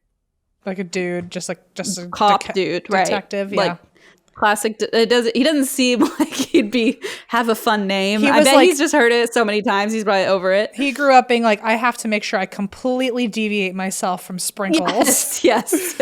I can't change my name, so I guess you could, but I think it's a fun name, and I would embrace it. Right. So Brian Sprinkle, that's Detective Sprinkle to you, said, quote, "We have no body, we have no crime scene, and we have no actual crime, so it's been very frustrating without any of those pieces of the puzzle, and because of that, it seems like she just vanished in thin air." So although they had found the fake eyelashes, it seems they were the only part of the costume left behind. So basically, according to Detective Sprinkle, we know that whenever she left the apartment, she was wearing the clothes she had on that night, which was the bunny costume. Right. Okay. Because that wasn't found in the apartment. Right. Okay. We also know that her purse, her pocketbook, or whatever she had with her that evening contained her driver's license and credit cards were with her too, because we could not locate those in the apartment. So in early November and the days that followed, her picture was plastered everywhere. There were photos on like telephone poles, TV broadcasts, newspapers, websites, places all over campus, and they all showed Cindy Song's face in the hope that the image would spark someone's memory. They searched a wooded area near Penn State University, but couldn't find a trace of her. And meanwhile, Cindy's mother, Bansoon Song, traveled over from South Korea to the U.S. after her disappearance, which that just always breaks my heart when it's like a foreign exchange student or somebody whose family lives in another country and they have to travel all the way to hear the news that like their child is missing or killed and they have to travel to America. I mean, it's just like worst case scenario of sending your child off to another country. I can't even fathom. It's somehow worse than just getting a phone call and hearing about it. It's like, oh, you have to like, here's a whole excursion you also have to do in order to. Now you have like a 20-hour trip. It's just such an elongated experience of the worst thing that could happen to you. Right. And then when it's happening, you can't even be at home. Like you're in a foreign country. Right. Like you can't even be home with family. I mean, it just sounds, that part always gets me. So her mother, Bansung, flew from South Korea. Cindy had grown up in Seoul, South Korea, and her full name was actually Hyungjung Song, but her family and friends all called her Cindy. And when she was 15 in 1995, she had moved to the States to live with her aunt and uncle in Springfield, Virginia. Heyo. I don't know where that is, but somewhere in Virginia. That Springfield is actually like pretty close to Manassas, where Lorena Bobbitt happened. There we go. Yeah. Did you know there's a Springfield in every state, and that's why they named The Simpsons? Yeah, I very weird that you mentioned that, because that was going to be my first comment about Springfield. I feel like that's one of those things that I think is a fun fact, but like everyone knows it. maybe not everyone. Maybe you just blew someone's mind. Wow. Let's pretend. Okay.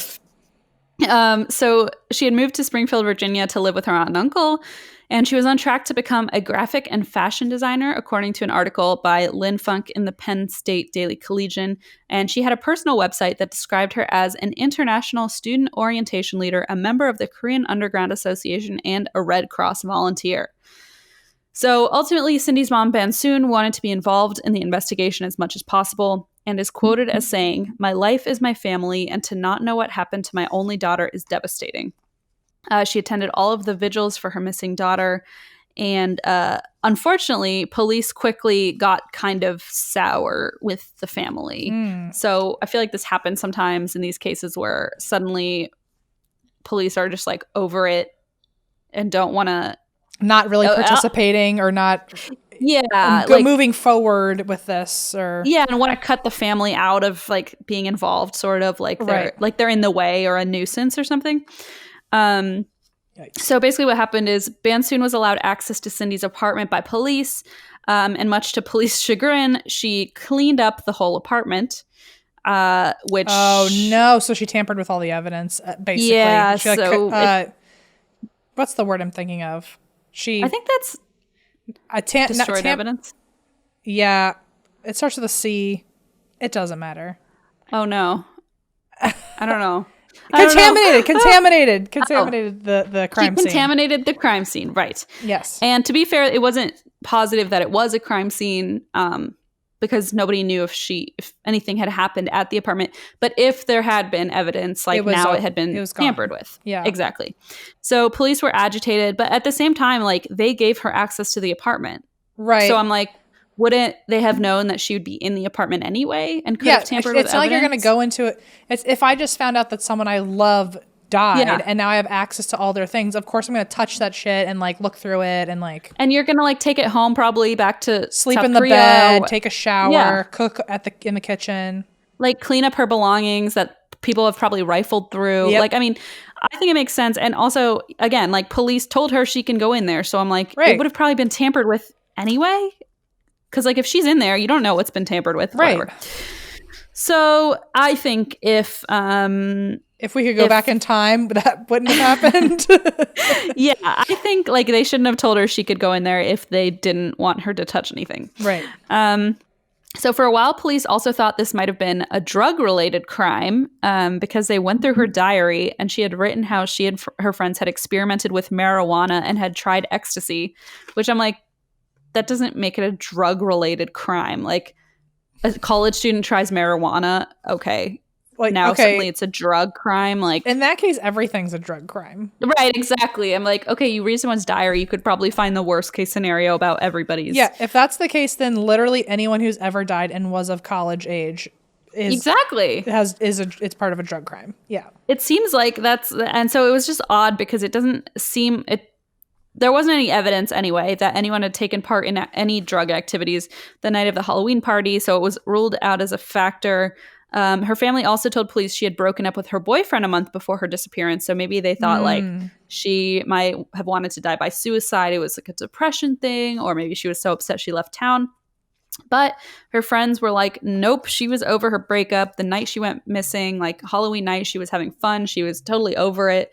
She was in good spirits. Like, could it have then been the boyfriend or the partner who like did something? Oh, maybe. I think that he didn't even end up being. Wasn't even a suspect. Looked at, yeah. That's a good question. It just like wasn't even part of the story. Usually the boyfriend's like the first person you look at, and also you don't Maybe mess with the apartment. I know. Well, maybe it was a long distance relationship. I don't know. Oh, maybe. Because I feel like usually in these scenarios, if they live in the same town, they get questioned at least a little bit, right? Yeah, you'd think so. I mean, maybe it was just like so not part of the. Maybe he was ruled out. I'm not sure. But anyway, so on Cindy's personal website, she had written the words, "I'm strong, I'm beautiful, I can do anything I want." So get it, Cindy. Yeah, okay. So she was clearly like not still crying over this guy. So what seemed most likely is that Cindy might have headed out to a nearby 24-hour convenience store, which is a place she went often, and could have been abducted on her way there or on the way back. According to her friends, going to the store at whatever time of day is something she'd do often, especially like a 24-hour convenience store. If you want a snack, if you want anything, I mean, makes sense to just run down the street and go there. However, what seemed odd was that before Stacy dropped her off, the two of them had stopped at a Unimart, like the same kind of thing. Like between 3 and 4 a.m., they'd already stopped at a convenience store. Right. So what was the point of having to go out and go again? Yeah. So it could have been like, oh, they didn't have the ramen I wanted or something, and she went back out. Or like, it's 3 a.m., I've been drinking. I forgot to buy hot Cheetos. Or it's the middle of the night, and I want to make a depression cake, and I forgot eggs. Exactly. I forgot eggs. There. Exactly. Been there for sure. Also been there in terms of going to the store, coming home, and going, I literally didn't get the one thing that I meant to buy at the store. So true. So I get it. So it's entirely possible she just went back out to grab something, especially because she went to the store a lot. Anyways, but there wasn't any activity on her debit cards. Right. So if she had gone, it would have happened before she got there. Right. Basically. Or she wouldn't have purchased anything. Right. So a few days after Cindy was reported missing, a witness came forward who said she had seen a woman matching Cindy's disappearance, crying and yelling for help in Philadelphia's Chinatown district, which was 200 miles from Cindy's apartment. Okay. So apparently 200 miles? Yeah. Okay. So like totally different town, totally different part of the state. When the witness attempted to intervene, she was chased off by the man who told her to mind her own business. And then police created a sketch, like a composite drawing of the man with olive to light brown complexion and medium length hair. But the police quickly lost faith in this witness and didn't believe her story to be not that they didn't believe her story, but they didn't believe it was related to Cindy's disappearance because she changed her story multiple times and it just started to seem unreliable. Who knows if it was or not, but it pretty quickly was disregarded. And according to Detective Sprinkle, Cindy's case was his biggest at the time. He said, quote, "We get missing Penn State students all the time, but come Sunday night, they come back for a class on a Monday morning." So even though it was, as he said, his biggest case at the time, a lot of people were not happy with the way he and the police department responded.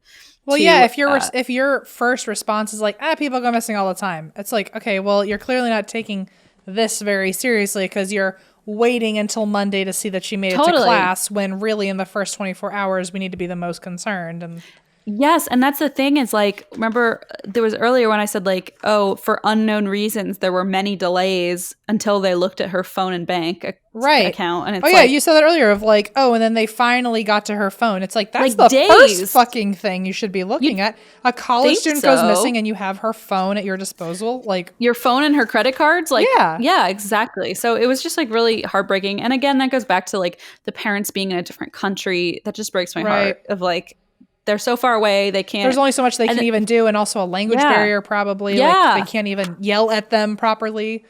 Right. So then when they get here, it's like, how can you even be, expected to be taken seriously or like say what you're trying to say to the proper authorities? I mean, it just sounds so frustrating. So in any case, he was like, this is my biggest case at the time, but people were very frustrated with like how the police were handling this. And one of the people, unsurprisingly, was Cindy's mother, Bansoon. Sure. And in support of her, an action group was formed with Penn State students in various community groups, and it was called the Coalition for the Search for Cindy Song. Aww. I know. It gives me Snaps goose for camel a Penn bit. State. Damn. I know. They banded together.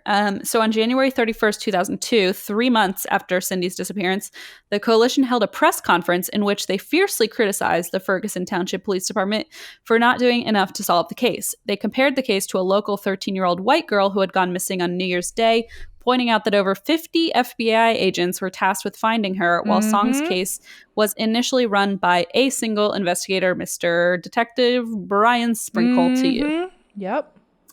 So, and they only extended to a team of 6 state police after public pressure from Penn State's Black Caucus and the Korean Undergraduate Students Association. So it was one guy, and then after quite a bit of pressure from different different groups, they extended it to a team of 6 police officers. And meanwhile, 50 FBI agents were tasked with finding this other girl in similar time period. So it's like, they're just very frustrated, understandably. So Penn State, its alumni association, and the Song family came up with a $27,000 reward. But according to Black Caucus officials, Penn State did not use their clout to push the investigation along, which I find really disheartening. Yeah. So even though the groups at Penn State, so like the Black Caucus and the Korean Undergraduate Student Association, they got together to do what they could. The university itself wasn't using their power very, according to them, they weren't using the power to. They had a voice and weren't taking advantage of it. Exactly. Silence is violence. Yep. Just saying.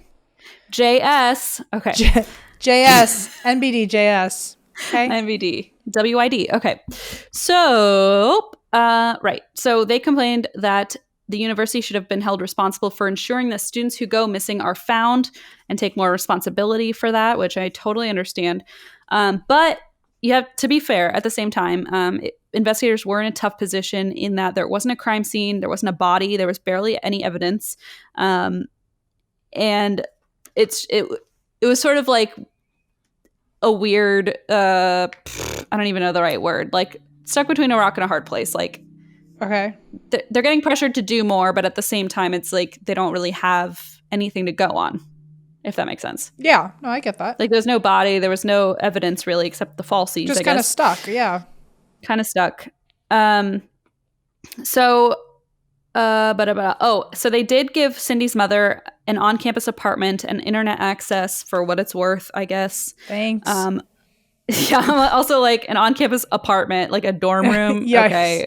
Wow. Thank you. Like wonderful. Unfurnished, cement walls, cement floor, kind of internet. If you have an Ethernet cable. Those also, carpets. Your daughter's dead. So also, you're surrounded by like 18-year-olds. Have fun. Who don't speak your language. Yeah. Right. Yikes. And are drunk always.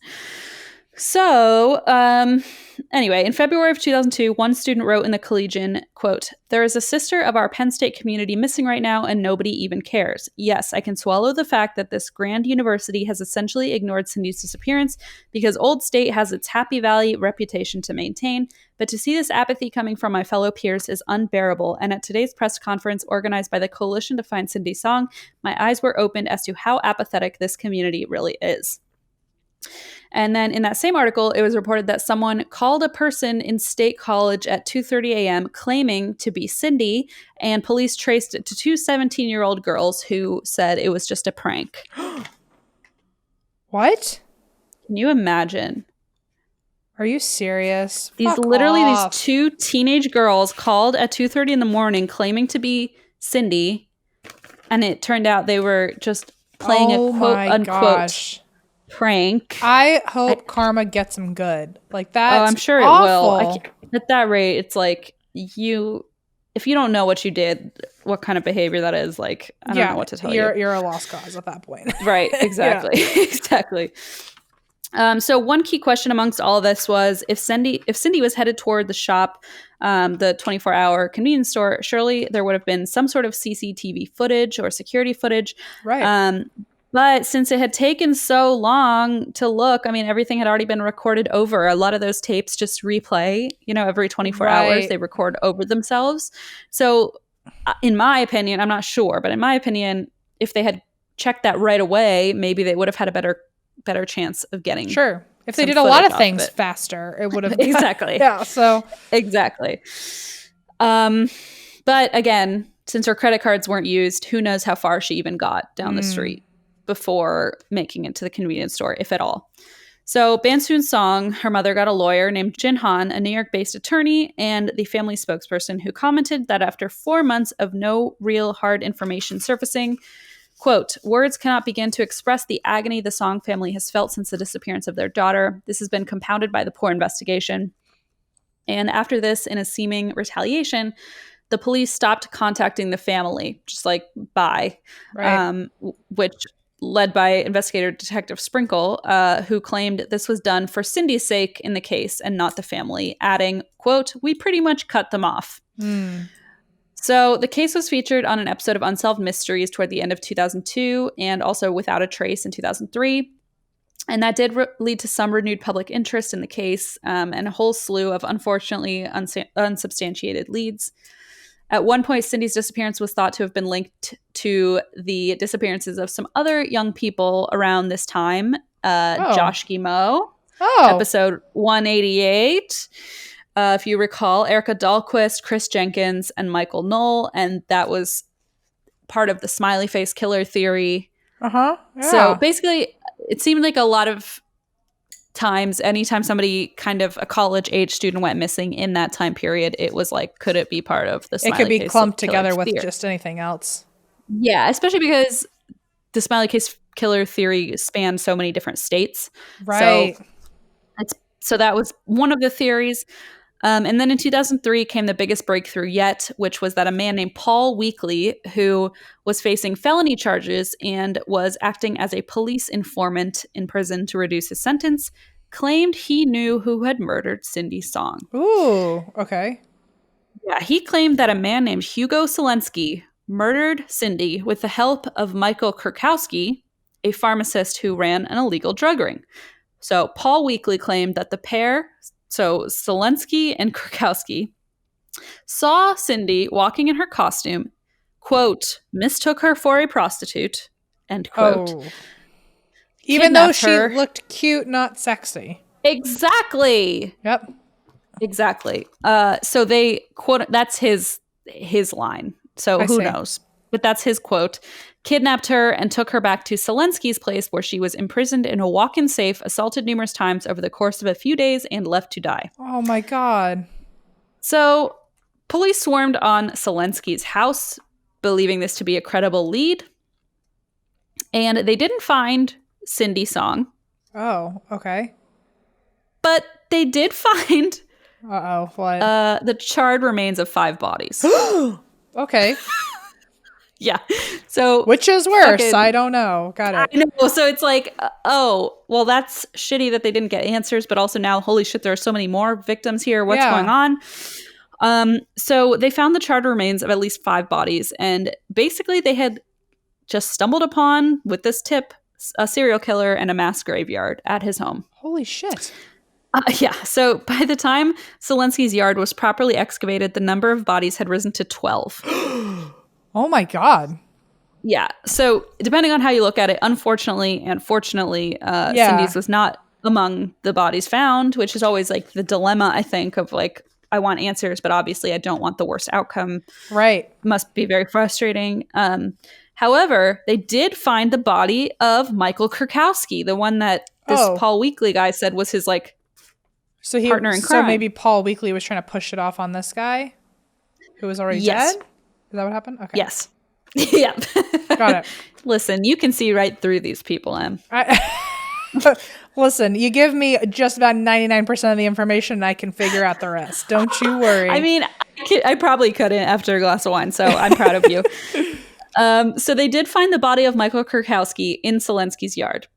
And that was the guy running an illegal drug ring. And they also found the body of Kurkowski's girlfriend, Tammy Fassett, both of whom were assumed to have been on the run at the time. Selensky's lawyers refuted that he had any knowledge of Cindy Song.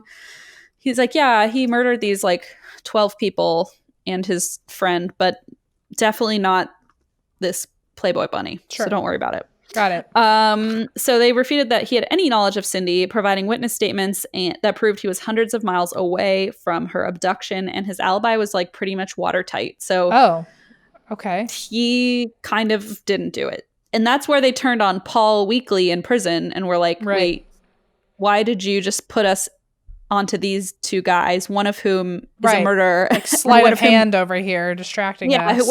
Exactly. Like, why are you sending us that way? Right. Like, you're the common denominator here. Also, Paul Weekly could have kept his mouth shut and never said anything, and neither crime would have been figured out, right? This is true. But since he wanted to be a police informant, he was hoping that he could, like... I see. Get a reduced sentence by... Spilling something, yeah. Spilling it, yeah, exactly. Which seems weird, too, because it's like, well, your information was wrong, but I guess also you solved some crimes. B for effort? Yeah. Yeah, exactly. So it's kind of weird. So they turned on Paul, and then his story kind of fell apart. So then he suddenly switched his story, and he said, oh, well, what happened was Selensky murdered Kurkowski and his girlfriend Tammy because Kurkowski had wanted to keep Cindy's bunny ears as a souvenir of the murder. And that's why Selensky was so mad that he killed him and his girlfriend. Okay. And pretty soon it became clear that was all bullshit. Selensky hadn't killed Michael Kurkowski because of bunny ears, but because of $60,000 that he had hidden in his house. So it's very convoluted. I know it's like a lot of names. But basically, this guy in prison is like, no, these two killed this woman, Cindy. And then gotcha. They're like, well, one of them is dead. And he's like, right. Well, he killed the dead one. Okay. Because of the bunny ears listen, it's all very convoluted. I apologize. No. You're doing a good job. Essentially, then they were like, okay, so he's just making up lies here. Why is he coming up with this bunny ear lie? Why is he trying to push us in this direction? Maybe he had something to do with Cindy's disappearance and he's trying to push us away from him. Right. So he later admitted to participating in, long story short, he later admitted to participating in the murders of Kurkowski and Fassett, his girlfriend Fassett, in exchange for the $60,000 that was stashed in his home. So it was basically it was all a red herring to divert attention from himself. Yep. Even though he was part of the murder. This is so complicated. I'm sorry. No, it's really not. You're doing a good job. It's like 3 different people, but 2 of them have like Polish names, and I'm just Kurkowski, yeah. Kurkowski and Selensky, and oh my goodness. A lot of crackly sounding names. Yes. In any case, Paul Weekly is full of shit and really just sent them on a wild goose chase that also ended up solving a bunch of other crimes. Yeah, it worked out? Question mark? Okay. In a way. Yeah. And then it turns out Paul Weekly was involved in those murders anyway. So Cindy was just like a red herring that he found the information on and was like, oh, I'm going to use this to try and get myself out of this other murder. Right. So they searched his computer and found that he had downloaded numerous articles about Cindy. But, I mean, the idea, at least in my mind too, is like he was probably researching the case since he was going to use it as a red herring. Right. Like he probably was just researching the case to be like, I want to know my facts so I can divert attention. Yeah. I don't think it was because he murdered her. So a more chilling theory also arose, which is that perhaps Weekly was the murderer and he was keeping all these clippings as souvenirs, but it ended up being discounted and he didn't end up being a serious suspect. So in 2004, the police decided to consult a California psychic. Ooh. After being approached by the Penn State Paranormal Research Society. Shout out. Heyo. So Carla Barron, who lives in North Hollywood, shout out. Wait a minute. Heyo. Is a self-described psychic detective. According to ABC News, she has no formal training, but a wealth of spiritual contacts, and had previously provided some helpful information in the Elizabeth Smart abduction. So apparently Detective Sprinkle had never worked with a psychic before, but when he did with Carla, she laid out tarot cards, looked at a picture of Cindy, and asked Cindy questions as she hunted for clues in the spiritual world. So cool. Yeah, so Sprinkle had given her the names Hugo Selensky and Michael Kurkowski. Oh my God. Apparently, the ones I gave you that just make everything so complicated as potential suspects because they weren't sure. Like he gave those to the psychic, I mean. Right. Like because they weren't sure at the time if if maybe they were involved. This was before they were ruled out, I guess. At least they were taking it kind of seriously before they just like completely disregarded it. But the two names, even though like Michael Krakowski or whatever was already dead, at least they like kind of still had him in the running of like, they were like, maybe this is something. Yeah, just exactly. At least they weren't neglecting evidence like they did with like the phone and all that earlier on. And the woman in Chinatown, and yeah, exactly. That's a good point. Well, according to Carla, quote, Cindy's telling me she is in a different place now. She knows why this happened to her. When asking Cindy, how did you lose your life? The answer apparently coming to Carla was, this was somebody obsessed with her. Selensky and Kurkowski were at the helm. They were orchestrating, but she knew the person. Wow. Carla then accompanied Detective Sprinkle on a drive around Pennsylvania that Easter of 2004. She wanted to look for some railroad tracks, water, and some sort of generator, which had come to her in a vision. So they pulled over and found an area that looked like her description. And looking at the landscape, Carla said, they didn't walk down here with Cindy, they threw her. Dun, dun, dun. So Detective Sprinkle reflected on Carla's help to the case, saying, quote, she's given us a lot of information, but nothing that has been helpful at this time. It may turn into something down the road. So it didn't pan out into anything, but, who knows if the case, I kind of already hinted that it was unsolved mysteries, so we don't have an answer, but maybe. There were 21 binders of information on Cindy Song in Ferguson Township Police Department, originally in Detective Sprinkle's office. The only active lead is the tie to Selensky, but apart from that, it's kind of a dead end. Yeah, there's the bunny ears, but like that doesn't seem to be very likely. In any case, the case is still unsolved. It's just really sad. It's just really heartbreaking. But there is the sketch of the Chinatown suspect, and you can look at photos of Selensky, Weekly, and Kurkowski in case, maybe they are involved somehow. And then in 2003, Detective Brian Sprinkle told the Collegian, Cindy's dead. I don't have any belief that Cindy is alive. So eventually, Bansoon Song returned home to South Korea, where she continues the long, arduous wait, hoping to hear about her missing daughter.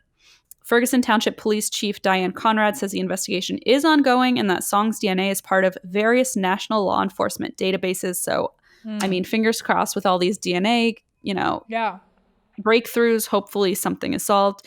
And if you do have any information regarding the whereabouts of Cindy Song, you can contact the Ferguson Township Police at 814-237-1172. Wow. And that is the case of Cindy Song. And I really hope it gets figured out. Yeah. Well done, Christine. Oh, thank you. Sorry, I know that was a lot and a lot of names. Again, a lot of Polish people involved. A lot of werewolves, a lot of Polish people. We got a lot happened today. Happy birthday, Gio. Oh, I have also, whenever you want, I also have a Scorpio scope. I want it now. Okay, great.